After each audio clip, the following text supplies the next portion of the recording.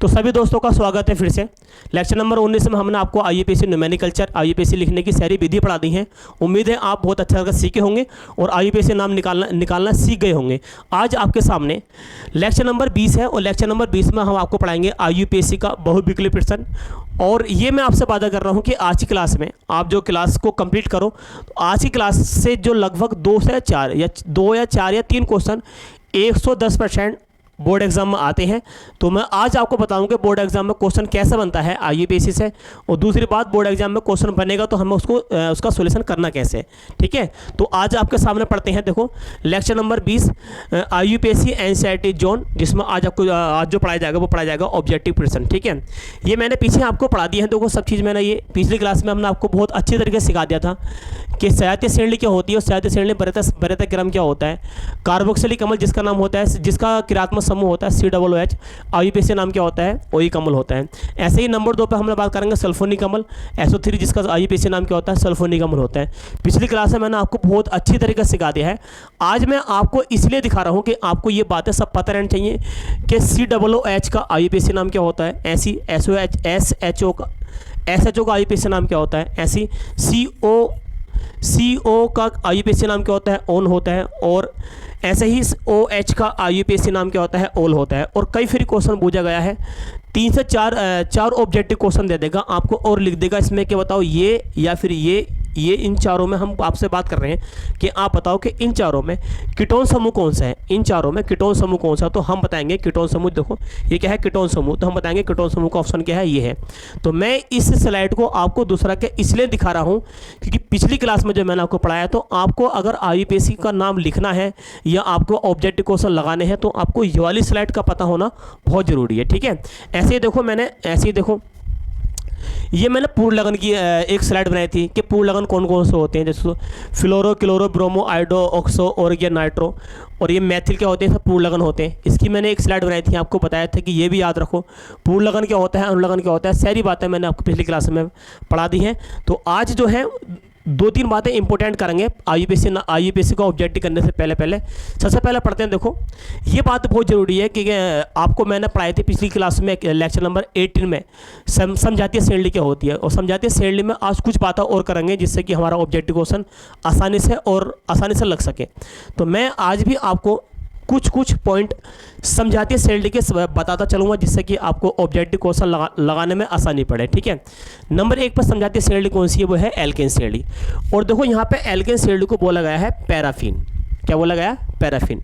Question एक फिर board में आया था कि पैराफिन है एल्केन श्रेणी, एल्काइन श्रेणी या एल्कीन श्रेणी या एल्कोहल श्रेणी। तो पैराफिन क्या है, एल्कोहल श्रेणी है, सही। सॉरी कौन सी श्रेणी है, एल्केन श्रेणी है। फिर ये लिख रखा है एल्केन श्रेणी को हम पैराफिन भी बोलते हैं। और इसके बाद ये लिख रखा है कि इसके जो कंपाउंड्स बनते हैं वो सब संतृप्त हाइड्रोकार्बन होते हैं।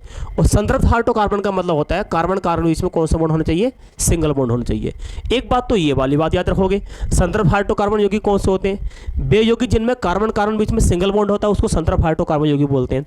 दूसरी बात मैं आपसे ये बताऊँगा, देखो एल्केन श्रेणी का सामान्य सूत्र क्या होता है, मैं आपसे यह कर लगा सामान्य सूत्र क्या होता है। तो सामान्य सूत्र जो होता है एल्केन श्रेणी का वो होता है CnH2n और प्लस का 2, याद रखेंगे प्लस का 2। किसका सूत्र है ये एल्केन श्रेणी का सूत्र है, ठीक है। मोस्ट इंपॉर्टेंट बात है, देखो हम आपको सिखा रहे हैं। और मैं आपसे क्या लगा कि आप ये बताओ कि N क्या है, N क्या है, नंबर ऑफ कार्बन यानी कार्बन की संख्या। और कार्बन की संख्या और सूत्र की तरह बात करेंगे तो देखो CnH2n प्लस का 2 होता है एल्केन श्रेणी का। फिर हम पढ़ेंगे इसका साधारण नाम क्या होता है, और फिर पढ़ेंगे इसका आईयूपीएसी नाम।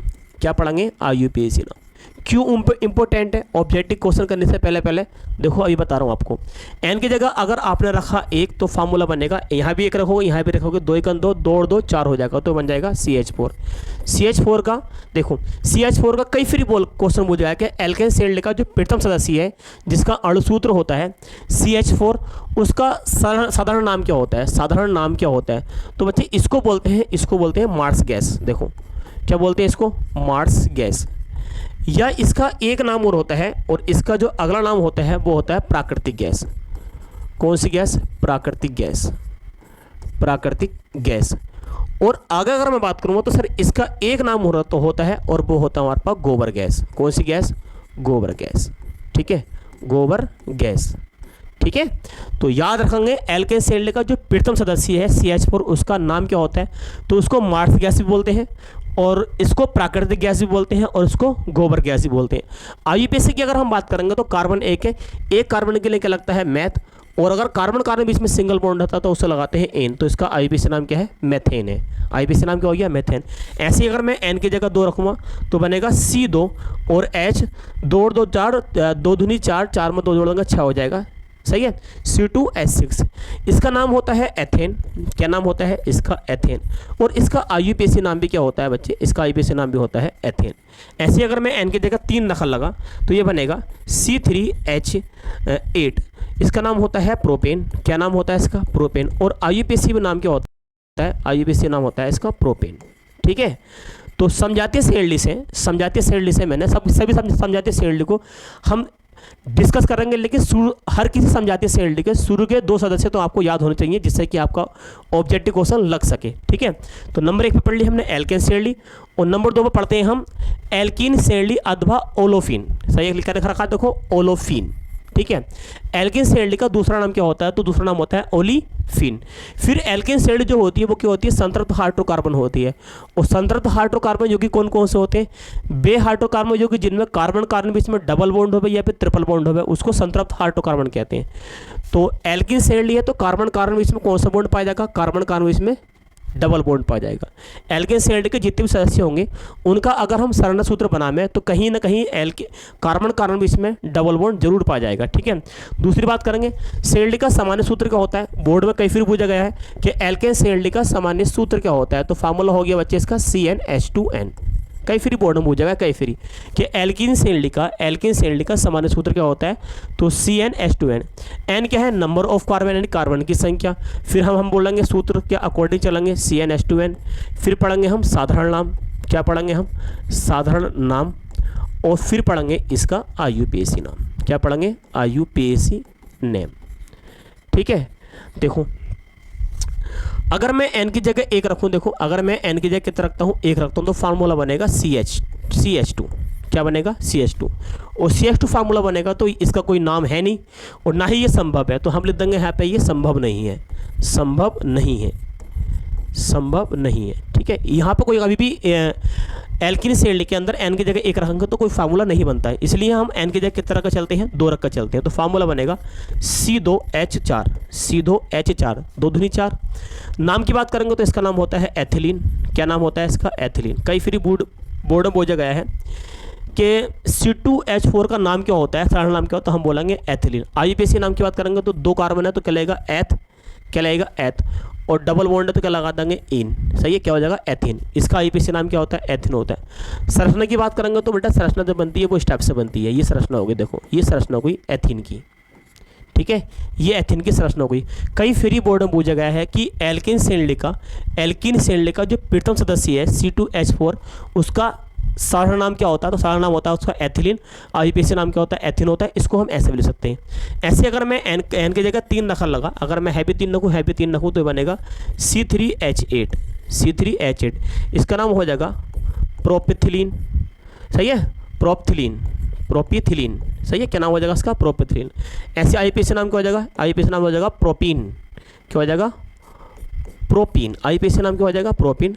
सूत्र की जहाँ बात करेंगे तो सूत्र इसका स्टेप से बन आएगा CH और डबल बॉन्ड CH2। ठीक है, शुरू के 2 सदस्य तो याद करो जिससे कि आपका ऑब्जेक्टिव क्वेश्चन पढ़ने में और समझने में और आंसर लगाने में आपको इजी लगे। ठीक है, तो एल्कीन सेल्डी के मैंने शुरू के 2 सदस्य पढ़ लिए। पहला सदस्य कौन है, C2H4 और दूसरा सदस्य कौन है, C3H8। आगे बात कर रहे हैं, देखो हम आगे बात कर रहे हैं तो आगे आ गया एल्काइन सेल्डी। और एल्काइन सेल्डी को हम क्या बोलते हैं, एसिटिलीन भी बोलते हैं। देखो क्या बोलते हैं इसको, एसिटिलीन। फिर आगे बात करेंगे संतृप्त हाइड्रोकार्बन है।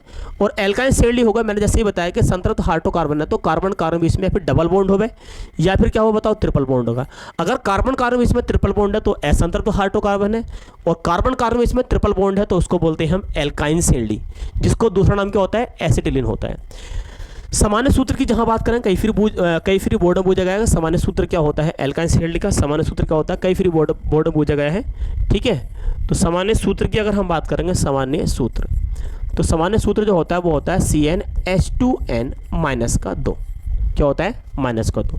n क्या है, नंबर ऑफ कार्बन, n क्या है, नंबर ऑफ कार्बन। फिर क्या है, देखो CnH2n माइनस का 2, और फिर पढ़ेंगे इसका साधारण नाम, क्या पढ़ेंगे, साधारण नाम, और फिर बाद में क्या पढ़ेंगे, इसका IUPAC नाम, IUPAC नेम। ठीक है, देखो n की जगह अगर हम 1 रखेंगे तो फार्मूला बनेगा CH, क्या बनेगा, CH। सही है, तो हम बोलेंगे कि आज तक की सूत्र नहीं है, तो हम बोलेंगे संभव नहीं है, क्योंकि कार्बन की वैलेंसी पूरी नहीं हो पाएगी, कार्बन की वैलेंसी पूरी नहीं होगी, तो इसलिए हम n की जगह 1 नहीं रखते हैं। इसलिए हम n की जगह कितना रखेंगे, 2 रखेंगे, तो फार्मूला बनेगा C2, 2 दूनी 4, 4 में 2 घटाएंगे तो बनेगा C2H2, क्या बनेगा, C2H2। C2H2 का नाम होता है, वो होता है एसिटिलीन।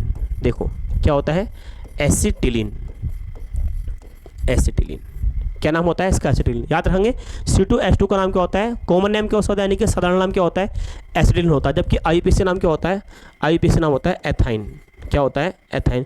सूत्र की जहाँ बात करेंगे HC triple bond CH, HC triple bond CH, यानी कि सरल सूत्र क्या बनेगा, HC triple bond CH।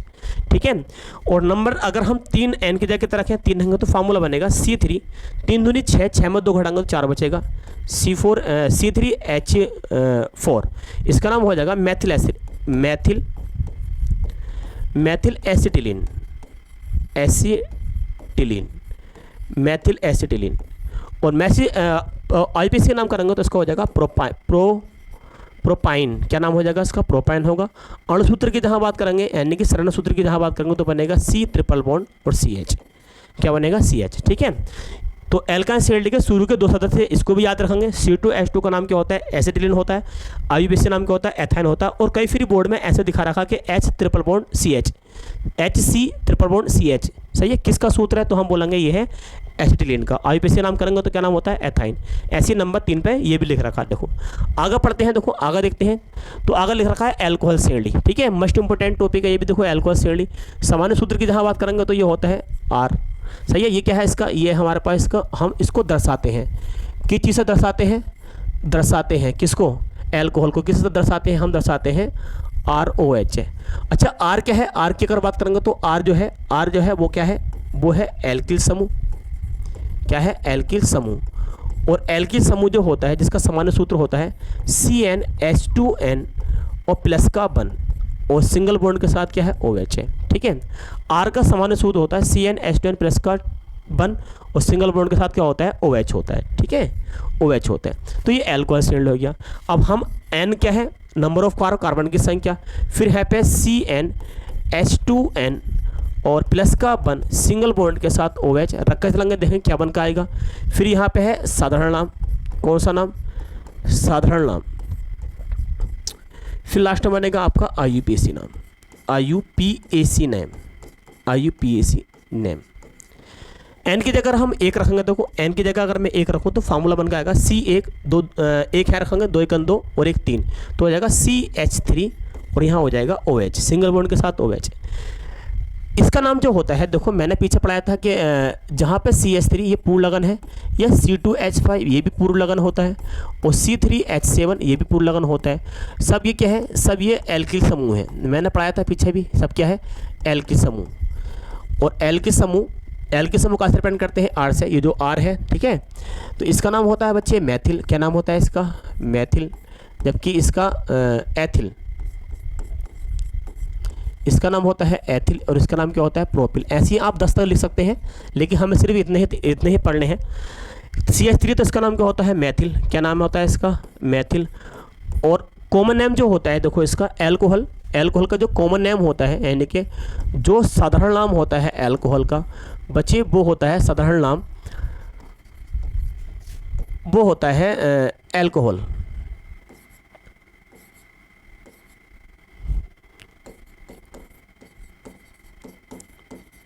Alcohol.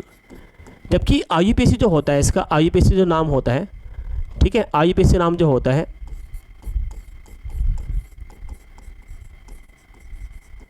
वो होता है ऑल, क्या होता है, ऑल। तो CH3 का नाम जो होता है वो क्या होता है, मैथिल। जबकि इसका साधारण नाम क्या होता है, एल्कोहल, तो इसका नाम हो जाएगा मैथिल एल्कोहल, क्या हो जाएगा, मैथिल एल्कोहल। ठीक है, और आईपीएसी के नाम की जहाँ बात करेंगे, कार्बन एक है, एक के लिए क्या लगता है मेथेन, सिंगल बॉन्ड है तो इन लगा देंगे मेथेन, और क्या लगा देंगे साथ इसका लगा देंगे ऑल, क्या नाम हो जाएगा मेथेनॉल। ठीक है। CH3OH का सारा नाम क्या होता है, तो मेथिल एल्कोहल, और आईपीएसी नाम क्या होता है, मेथेनॉल होता है। इसी प्रकार एन की जगह हम कितना रखेंगे, 2 रखेंगे। ठीक है। तो फार्मूला बनेगा C2 और H5OH, C2H5OH, इसका नाम हो जाएगा एथिल, क्या नाम हो जाएगा इसका, एथिल और एल्कोहल, एथिल एल्कोहल। आईपीएसी की जहां बात करेंगे तो हो जाएगा एथेनॉल, क्या नाम हो जाएगा, एथेनॉल। ठीक है।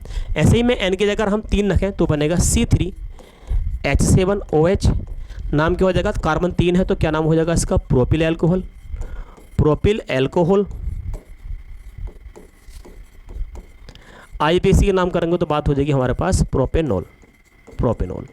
ऐसी हर किसी सेल के शुरू के 2 सदस्य याद करने। कई फिर बोर्ड में पूछा गया CH3OH का जो जिसका नाम मेथिल अल्कोहल होता है उसका आईपीएसी नाम क्या होता है, मेथेनॉल होता है। ठीक है। ऐसे देखो हम आगे बात करेंगे, देखो ऐसे हम आगे बात करेंगे एल्डिहाइड सेल, तो एल्डिहाइड सेल का फार्मूला होता है RCHO, सही है। और इसको हम CnH2n प्लस का 1 R तो ये होता है, और साथ में क्या लगाएंगे CHO। ठीक है। एन की जगह हम 1 भी रखेंगे। ठीक है। एन की जगह रखेंगे 1 रखेंगे, शुरू में एन की जगह हम मान के चलेंगे। ठीक है। एन क्या है, नंबर ऑफ कार्बन की संख्या। एन की जगह अगर हम रखेंगे चलो 1 रखेंगे एन की जगह, तो बनेगा फार्मूला, ठीक एन बराबर एन की जगह 1 रख रहे हो तो बनेगा CH3 और CHO, ये बनेगा CH3 और CHO। ठीक है। यहाँ का लिख रहे हैं, हम लिख रहे हैं अणुसूत्र। ठीक है। और फिर क्या बनेगा हमारा, साधारण नाम, साधारण नाम, और लास्ट में क्या आएगा हमारा, IUPAC नाम, कि IUPAC नाम क्या होता है, IUPAC नेम। ठीक है। एन की जगह हम रखा 1 तो बनेगा CH3CHO, इसका नाम हो जाएगा हमारे पास एसिटेल्डिहाइड, एसिटेल्डिहाइड, एसिटेल्डिहाइड। ठीक है। इसका नाम होता है CH3CHO का नाम होता है एसिटेल्डिहाइड। और आईपीएसी की जब बात करेंगे हो जाएगा एथेनल, क्या हो जाएगा, एथेनल, क्योंकि CHO का जो आईपीएसी नाम होता है वो होता है ऑल, क्या होता है, ऑल। ठीक है। क्या होता है, ऑल। ऐसे देखो हम इसमें हम पहले तो इसका सदस्य होता है वो होता है SCHO, ध्यान रखेंगे क्या होता है, SCHO। जो पहला सदस्य होता है एल्डिहाइड का वो क्या होता है, SCHO, जिसका नाम क्या होता है, फॉर्मेल्डिहाइड, फॉर्मेल्डिहाइड, क्या नाम होता है, फॉर्मेल्डिहाइड। और कार्बन 1 है तो उसे बोलेंगे मेथेनल, क्या बोलेंगे इसको, मेथेनल। कई फेरी बोर्ड में पूछा गया है, कई फेरी बोर्ड में पूछा गया है कि SCHO का सारा नाम क्या होता है, तो हम बोलेंगे फॉर्मेल्डिहाइड, जबकि आईपीएसी नाम क्या होता है, मेथेनल होता है। कई फेरी बोर्ड में पूछा गया है, कई फेरी बोर्ड में। इसी प्रकार CH3CHO का सारा नाम क्या होता है, एसिटेल्डिहाइड होता है, जबकि आईपीएसी नाम क्या होता है, एथेनल होता है। इसी प्रकार देखो अगर मैं 2 रखूँगा, सही है, 2 रखूँगा तो हम बनेगा C2H5CHO बन जाएगा, इसका नाम हो जाएगा प्रोपेटेल्डिहाइड, प्रोपेऑल्टेल्डिहाइड, प्रोपेटेल्डिहाइड। आपको सिर्फ शुरू के 2 सदस्य याद करने हैं हर किसी के। और आईपीएसी नाम हो जाएगा इसका प्रोपेनल, प्रोपेनल, आईपीएसी नाम क्या हो जाएगा, प्रोपेनल हो जाएगा। ठीक। इसी प्रकार हम देखो अगली श्रेणी की बात कर रहे हैं, तो अगली श्रेणी है कार्बोक्सिलिक अम्ल श्रेणी। सूत्र की बात करेंगे तो RCOOH आता है, और R क्या है, एल्किल समूह है, तो CnH2n प्लस की 1 की बात करेंगे, साथ में COOH। N रखेंगे सबसे पहले, N नंबर ऑफ कार्बन संख्या, फिर क्या बनेगा, अणुसूत्र, क्या बनेगा, अणुसूत्र। और फिर यहाँ पढ़ेंगे हम साधारण नाम, क्या पढ़ेंगे हम, साधारण नाम। और लास्ट में पढ़ेंगे हम IUPAC नाम। एन की जगह अगर हम 1 रखेंगे तो फार्मूला बनेगा, देखो यहाँ पर आप एन की जगह रखोगे तो CH3 बनेगा, फार्मूला क्या बनेगा, CH3 COOH। आईपीएसी की जहाँ बात करेंगे, आईपीएसी के नाम की जहाँ बात करेंगे तो उसका आईपीएसी नाम हो जाएगा एथेन, क्योंकि 2 कार्बन है, 1 कार्बन 2 कार्बन, 2 कार्बन के लिए क्या लगेगा, एथेन। और इसका आईपीएसी नाम क्या होता है, ओइक अम्ल होता है, तो क्या नाम हो जाएगा, एथेनोइक अम्ल। ठीक है, एथेनोइक अम्ल। लेकिन कई फ्री बोर्ड में पूछा गया है कि CH3COOH का कॉमन नेम यानी कि सरल नाम क्या होता है, तो हम बोलेंगे इसका नाम होता है एसिटिक अम्ल। ठीक है, क्या नाम होता है, एसिटिक अम्ल। ठीक है, कई फ्री बोर्ड में पूछा गया है, कई फ्री बोर्ड में क्वेश्चन पूछा गया है कि CH3COOH का सरल नाम क्या होता है, तो हम बोलेंगे एसिटिक अम्ल, जबकि आईपीएसी नाम क्या होता है, तो होता है एथेनोइक अम्ल। ऐसे ही मैं अगर 3 एन की जगह रखूँ मैं 2, तो फार्मूला बनेगा C2H5 और COOH, जिसका नाम हो जाएगा प्रोपेटिक अम्ल, क्या नाम हो जाएगा, प्रोपेटिक अम्ल। और आईयूपीएसी की जहाँ बात करेंगे C2H5 COOH आईयूपीएसी के नाम की जहाँ बात करेंगे तो नाम हो जाएगा इसका, 3 कार्बन है, 3 के लाएंगे प्रोपेनोइक अम्ल। क्या लाएंगे, प्रोपेनोइक अम्ल। ठीक है, क्या नाम हो जाएगा, प्रोपेनोइक अम्ल।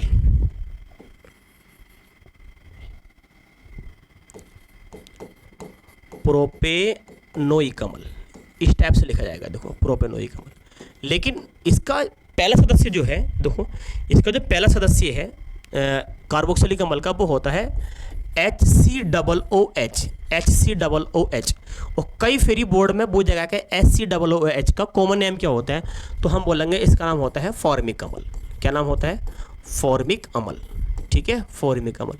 और आईयूपीएसी की जहाँ बात करेंगे तो कार्बन एक है, तो एक के लिए लेगा हमारे पास मैथेनोइक अम्ल। क्या नाम होगा, मैथेनोइक अम्ल। ठीक है, इसलिए मैं आपको पढ़ा रहा हूँ जिससे कि आपको हर किसी समझाते श्रेणी के शुरू के 2 सदस्य अगर आपको याद हो गए तो आप ऑब्जेक्टिव क्वेश्चन बहुत ईजी से लगाओगे। इसलिए मैं आपको बताते चल रहा हूँ कि हर किसी श्रेणी के शुरू के 2 सदस्य तो आपको याद रखने हैं। शुरू के 2 सदस्य तो आपको याद रखने, जैसे कि कार्बोक्सिलिक अम्ल श्रेणी का। इसी प्रकार अगर मैं देखो बात करा तो इसके भी 2 सदस्य याद रखने हैं। फॉर्मेल्डिहाइड श्रेणी का यानी कि एसिटाल्डिहाइड श्रेणी का। इसकी अगर पीछे की बात करेंगे तो एल्कोहल के 2 सदस्य आपको याद रखने हैं। देखो ये आपको very very most important topic हैं। इसी प्रकार देखो आपके ये दोनों सदस्य आपको याद रखने हैं, इसके 2 सदस्य याद रखने हैं। इसी प्रकार देखो पीछे बात करेंगे देखो तो इसके भी कम से कम आपको शुरू के 2 सदस्य आपको याद रखने हैं।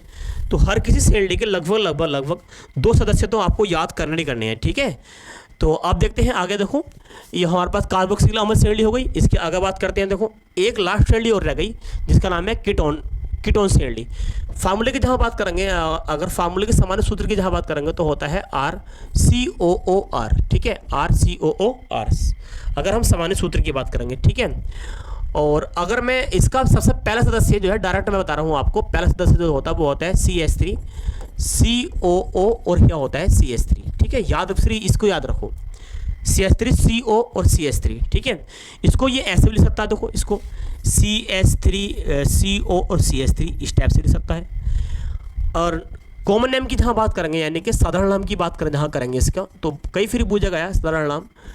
साधारण नाम होता है इसका आईयूपीएसी साधारण नाम होता है इसका एसीटोन। ठीक है, क्या नाम होता है इसका, एसीटोन। कई फिर पूछा गया क्वेश्चन आईयूपीएसी के अंदर कि CH3 का साधारण नाम क्या होता है, तो हम बोलेंगे इसका होता है एसीटोन। जबकि आईयूपीएसी की अगर हम बात करेंगे सर आईयूपीएसी नाम क्या होता है, आईयूपीएसी नाम, तो आईयूपीएसी जो नाम होता है इसका CH3CO CH3 का तो होता है 3 कार्बन है तो कहलाएंगे प्रोपे, और आईयूपीएसी नाम है तो कहलाएंगे ऑन, तो क्या हो जाएगा प्रोपेनोन। ठीक है, प्रोपेनोन। इसी प्रकार अगर हम बात करेंगे, हमने आपको सबसे पहले कि जब चैप्टर स्टार्ट करा था कार्बन और उसके यौगिक, सबसे पहले बताया था कि पहला खोज होने वाला कार्बन यौगिक कौन सा, तो हमने बताया था आपको यूरिया। तो यूरिया का फार्मूला लगभग दोनों का सेम होता है, CONH2CO। ठीक है, ये फार्मूला किसका है, ये है एसीटोन का, अभी पढ़ा दिया मैंने आपको, ये एसीटोन का। और ये फार्मूला किसका, ये है यूरिया का। दोनों के फार्मूले लमसम सेम ही होते हैं। इसमें CH3 होता है, इसमें NH2 होता है। तो याद रखेंगे एसीटोन का आईयूपीएसी नाम क्या होता है, प्रोपेनोन होता है। ठीक है, तो आगे चलते हैं। देखो अब स्टार्ट करते हैं परीक्षा उपयोगी महत्वपूर्ण प्रश्न। ठीक है, अब देखो कितने इजी तरीके से आपके ऑब्जेक्टिव क्वेश्चन लगते हैं। तो देखो ऑब्जेक्टिव क्वेश्चन स्टार्ट करते हैं। देखो अब तो सबसे पहला है, देखो परीक्षा उपयोगी महत्वपूर्ण प्रश्न, बहुविकल्पी प्रश्न। पहला क्वेश्चन क्या है, SCHO का आईयूपीएसी नाम क्या होता है, SCHO का आईयूपीएसी नाम क्या होता है। और देखो मैंने अभी पढ़ाया है, आपको अभी पढ़ाया था, और 2 साल पहले क्वेश्चन आ गया है SCHO। देखो SCHO का आईयूपीएसी नाम क्या होता है, मैथेनॉल, जबकि कॉमन नाम क्या होता है, फॉर्मेल्डिहाइड। क्या नाम होता है, फॉर्मेल्डिहाइड। देखो बिल्कुल अभी पढ़ाया था मैंने आपको। ठीक है, तो ये जो होता है SCHO का, ये कौन सा नाम होता है, तो इसका नाम जो होता है बच्चे, ये है हमारे पास साधारण नाम। क्या नाम है बताओ, साधारण नाम। ठीक है, SCHO का ये ऑप्शन भी नहीं है। ठीक है, ऑप्शन ये भी नहीं है, और ऑप्शन फॉर्मिक अम्ल भी नहीं है। तो मैथेनॉल, और इसका आईयूपीएसी नाम क्या होगा, ये होता है इसका आईयूपीएसी नाम, आईयूपीएसी नेम। ठीक है, हो गया क्वेश्चन। देखो करेक्ट ऑप्शन कौन सा हो जाएगा, डी हो जाएगा। कह रहा है SCHO का आईयूपीएसी नाम क्या होता है, तो फॉर्मेल्डिहाइड जो होता है ये सरल नाम होता है, जबकि आईयूपीएसी नाम क्या होता है, मेथिनल होता है। इसी प्रकार एसिटिक अम्ल का आईयूपीएसी नाम क्या होता है, अभी पढ़ाया था मैंने एसिटिक अम्ल का फार्मूला CH3COOH पढ़ाया ना, पढ़ाया। देखो अभी एसिटिक अम्ल का आईयूपीएसी नाम क्या होता है, ये पढ़ाया। देखो मैंने एसिटिक अम्ल का आईयूपीएसी नाम क्या होता है, तो एथेनोइक अम्ल होता है। देखो बिल्कुल ईजी लगेगा क्वेश्चन आपको। क्या होता है, फॉर्मिक अम्ल नहीं, फॉर्मिक अम्ल जो होता है वो होता है SCHO। एथेनोइक अम्ल करेक्ट सर, ये ऑप्शन बिल्कुल करेक्ट है। और मेथेनोइक अम्ल का फार्मूला, तो मेथेनोइक अम्ल फार्मूला बनेगा नहीं, ठीक है। और प्रोपेनोइक अम्ल भी नहीं बनेगा, तो इसीलिए एसिटिक अम्ल जिसका फार्मूला क्या होता है CH3COOH, आईयूपीएसी नाम क्या होता है, तो होता है एथेनोइक अम्ल। ठीक है, आगे बात करते हैं। देखो नंबर 3 पर बात करते हैं, एसीटोन का आईयूपीएसी नाम क्या होता है। अभी पढ़ाया देखो मैंने एसीटोन, और एसीटोन का फार्मूला जो होता है बच्चे वो होता है CH3CO और CH3। अभी पढ़ाया था, बिल्कुल जस्ट मैंने अभी पढ़ाया था। देखो बिल्कुल अभी पढ़ाया। देखो मैंने कहा कि एसीटोन का आईयूपीएसी नाम क्या होता है, प्रोपेन होता है। क्या होता है, प्रोपेनोन, सॉरी। तो कह रहा है एसीटोन जिसका फार्मूला होता है CH3CO CH3 का आईयूपीएसी नाम क्या होता है, तो हम बोलेंगे प्रोपेनोन। ठीक है। एसिटाल्डिहाइड का आईयूपीएसी नाम क्या होता है, और एसिटाल्डिहाइड का फार्मूला जो होता है CH3CHO होता है। ठीक है, CH3CHO अभी पढ़ाया देखो मैंने आपको। तो एसिटाल्डिहाइड का आईयूपीएसी नाम क्या होता है, तो कार्बन कितने हैं, 2 कार्बन गिनती गिन लेंगे, 1 कार्बन 2 कार्बन, 2 कार्बन के लिए क्या लगेगा बताओ, 2 कार्बन के लिए लगता है बच्चे एथेन। क्या लगता है, देखो एथे, और एथेन लगा दिया हमने, और कार्बन का CHO है तो लगेगा अल, क्या नाम हो जाएगा, एथेनल। ठीक है, ये पढ़ाया था मैंने, तो ऑप्शन नंबर बी। ठीक है, एथेनल। इसी प्रकार देखो आगे देखते हैं क्वेश्चन नंबर 5। प्रोपेनल में क्रियात्मक समूह है, प्रोपेनल। अभी क्वेश्चन आ गया देखो, प्रोपेनल CH3 और CH2 और CHO, ये क्या है, प्रोपेनल है। प्रोपेनल, और नल जो होता है अल, सही है, अल प्रोपेनल जिसमें होता है CHO समूह। तो क्या रहा है, प्रोपेनल जिसका फार्मूला ये बना दिया हमने। कार्बन कितने देखो, कार्बन 1 2 3 के लिए क्या लगेगा, प्रोप, सिंगल बॉन्ड है तो एन लगा देंगे, प्रोपेन, और CHO है तो क्या लगा देंगे, अल लगा देंगे, क्या हो जाएगा, प्रोपेनल हो जाएगा। तो कह रहा है प्रोपेनल में क्रियात्मक समूह है, CO नहीं सर, OH ये भी नहीं है, CH3 ये भी नहीं है, तो ऑप्शन कौन सा हो जाएगा, ऑप्शन नंबर 1 हो जाएगा। कौन सा, 5वां। इस प्रकार निम्न में से एल्केन का सूत्र है।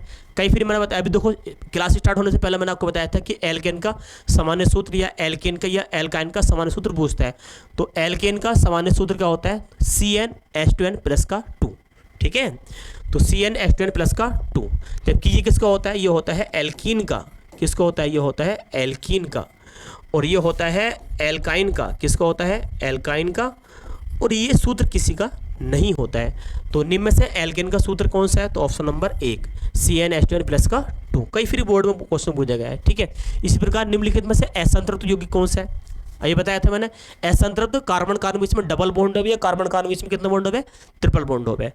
तो यहाँ पर CH4 देखो, CH4 का चित्र ऐसा बनेगा, ये H, ये H, ये H, और यहाँ पर H है, तो ऑप्शन ये भी गलत हो गया।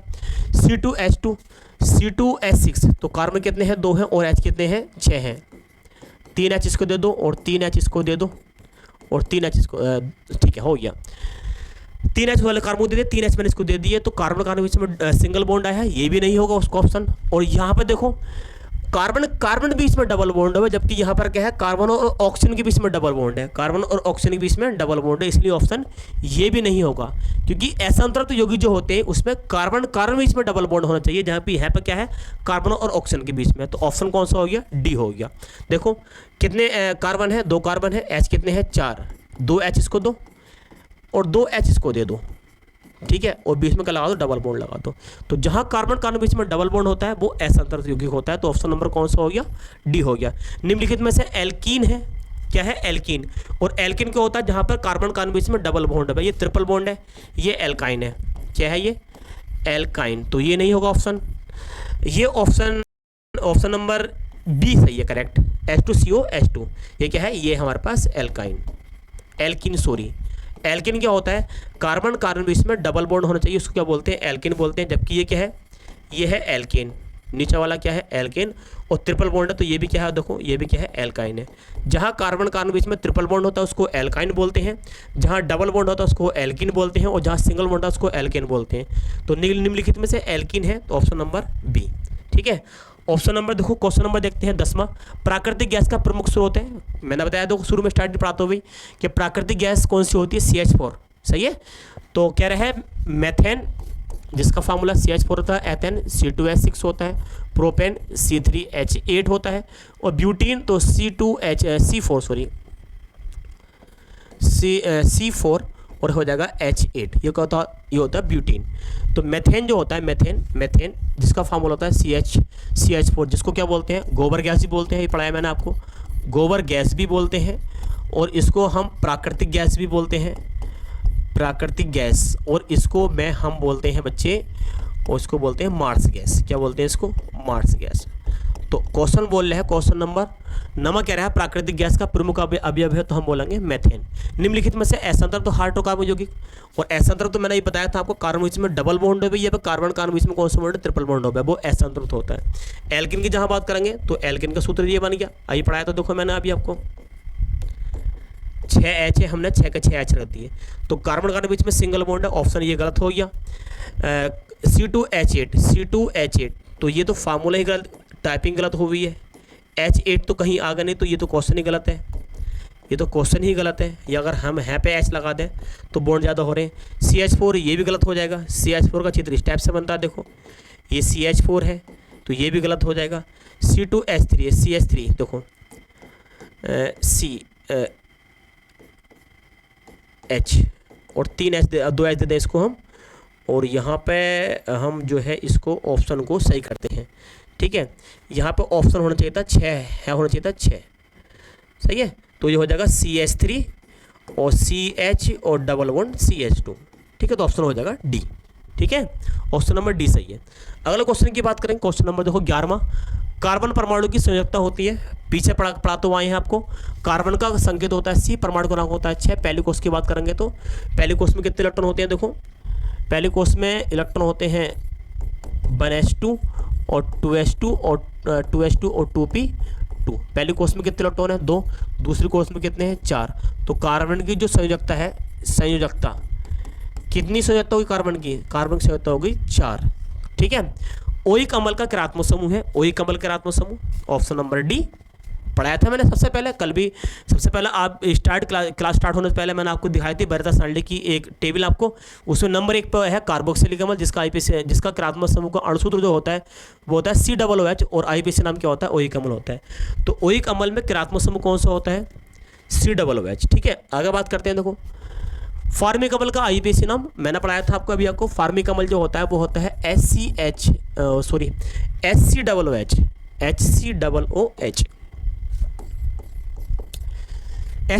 फार्मिक अम्ल का IPC नाम क्या होता है, तो कार्बन कितना है, एक के निकलेगा, तो हमारे पास मेथेन और ओइक अम्ल, मैथेनोइक अम्ल, सही है, मैथेनोइक अम्ल, ठीक है। तो ऑप्शन नंबर कौन सा हो जाएगा, D हो जाएगा। पढ़ाया है मैंने अभी आपको, बिल्कुल अभी पीछे पढ़ाया क्लास के अंदर, देखो मैथेनोइक अम्ल होगा। एल्किन श्रेणी का सामान्य सूत्र, एल्किन श्रेणी का सामान्य सूत्र, ये जो सूत्र होता है ये किसका है, ये है एल्कीन का, और ये है एल्किन का, और ये है एल्काइन का, और ये सूत्र किसी का नहीं होता है, ठीक है। तो एल्काइन श्रेणी का सामान्य सूत्र है, तो ऑप्शन नंबर C, ठीक है। क्वेश्चन नंबर बात करते हैं 15 की, एल्कोने का सामान्य सूत्र, एल्केनो का सामान्य सूत्र कई फिर पढ़ लिया, क्वेश्चन नंबर 2 हो जाएगा इसका, कई फिर पढ़ लिया हमने। मार्स गैस का सामान्य सूत्र क्या होता है, मार्स गैस, और मार्स गैस का फार्मूला क्या होता है, CH4, ठीक है। आगे बात करेंगे, देखो क्वेश्चन नंबर 17, एल्किन श्रेणी का प्रथम सदस्य क्या है, तो ये तो होता है मेथेन का फार्मूला होता है CH4, एथेन का होता है C2H6, और एथिलीन का होता है C2H4, और एसिडिन का होता है C2H2, सही है। तो एल्किन श्रेणी का जो प्रथम सदस्य है, एल्किन श्रेणी का CnH2n सूत्र होता है, N की जगह आप रखोगे 2 रखोगे तो बनेगा C2H4, क्या बनेगा, C2H4। तो एल्किन श्रेणी का प्रथम सदस्य क्या होता है, एथिलीन होता है, ठीक है। निम्नलिखित में से विवर्त श्रृंखला जो कि कौन सी है, विवर्त माने होती है आपको क्या बोलते हैं, खुली श्रृंखला। विवर्त का मतलब होता है, इसका मतलब होता है, आप देखो पहले मतलब समझो, इसका मतलब होता है खुली श्रृंखला वाले, खुली श्रृंखला हाइड्रोकार्बन, खुली श्रृंखला हाइड्रोकार्बन, ठीक ठीक है।